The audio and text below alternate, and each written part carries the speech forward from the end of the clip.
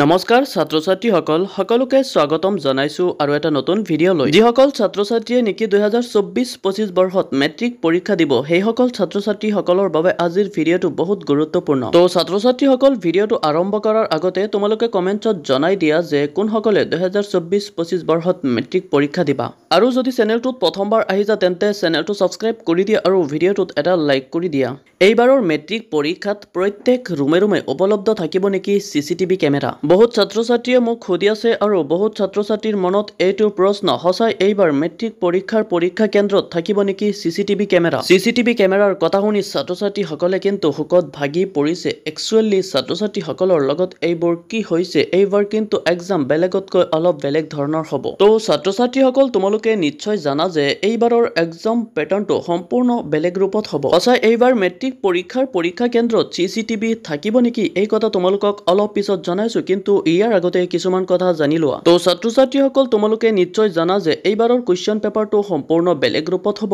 45টা MCQ আহিব ABCD টাইপৰ অৰ্থাৎ ইজনৰ লগত হিজনৰ এমসিকিউ কিন্তু নিমিলিব অৰ্থাৎ অমিল থাকিব আৰু 45টা এমসিকিউৰ ভিতৰত তোমালোকে মাষ্ট বি 13 মাৰ্কস পাবই লাগিব আৰু বাকি 45 মাৰ্ক থাকিব তোমালোকৰ লিখনিত আৰু 10 মাৰ্ক থাকিব প্ৰেক্টিকেল ইয়াত কথাটো হ'ল যে তোমালোকে লিখনি আৰু এমসিকিউ দুইটাতে এক্সট্ৰাকে পাস কৰিব লাগিব যদি এটাত ফেল কৰা তেন্তে এটা সাবজেক্টত তোমালোকে ফেল কৰি যাবা আগতে কিন্তু ছাত্ৰ ছাত্ৰীসকলে লিখনিত কম নম্বৰ পালেও এমসিকিউ কৰি পেলাই পাস কৰিছিল বাট এইবাৰৰ পৰা এই নিয়মটো কিন্তু নাথাকে এই নিয়মটো কিন্তু ছাত্ৰ ছাত্ৰীসকলৰ বাবে বহুত বেয়া হৈছে একচুৱেলি এই নিয়মটো ভাল ছাত্ৰসকলৰ বাবে ভালেই হৈছে বাট যিসকলে নেকি কম নম্বৰ লৈ পেলাই পাস কৰে তো সেইসকলৰ বাবে বহুত বেয়া হৈছে এই নিয়মবিলাক কেনেকুৱা হৈছে তোমালোকৰ মতামতটো কমেন্টত জনাই দিয়া এতিয়া বলা তোমালোকক জনাই দিও সিসিটিভি কেমেৰা সম্পৰ্কে একচুৱেলি এইবাৰৰ পৰা হসাই পৰীক্ষা কেন্দ্ৰত থাকিব নেকি সিসিটিভি কেমেৰা একচুৱেলি মই 2019ত মেট্ৰিক পৰীক্ষা দিছিলো আৰু তেতিয়াৰ পৰাই শুনি আহিছো যে মেট্ৰিক পৰীক্ষা কেন্দ্ৰত সিসিটিভি কেমেৰা থাকিব কথাটো হসাই সিসিটিভি কেমেৰা থাকে বাট আজিলৈকে শুনা নাই যে